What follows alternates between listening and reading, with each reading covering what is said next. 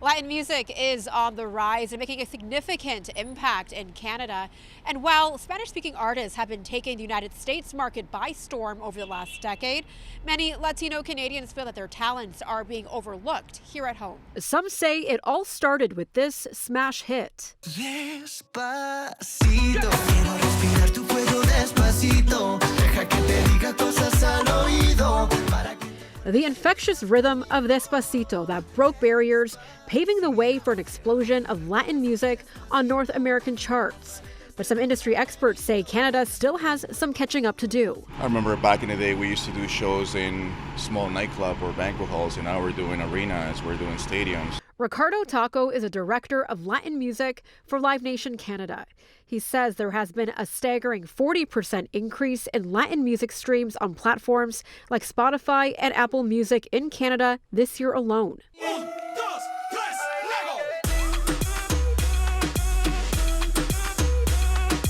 He says in terms of concerts, when he first started with Live Nation, there were about 10 shows in Toronto, where last year it was closer to 40. You're close to 50% increase in just 1 year, so I could only hope that it's going to go up, and then, with the more, going back to the artists, with the more J Balvin's of the world or the more Karol G's of the world, I can see this going even higher. While the U.S. has embraced this cultural shift, recognizing Latin artists with dedicated categories at prestigious awards like the Grammys, Canada still lags behind.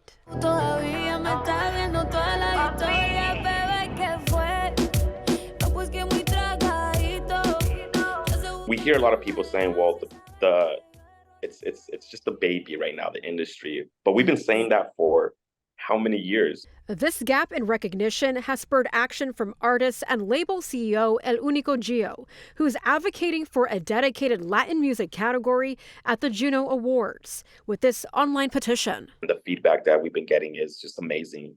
There's a lot of people that want to see it. It's probably going to take a couple more years, but I can see that happening hopefully soon. Juno officials tell me each year they receive numerous proposals for new categories and work to ensure that each category is successful and has longevity.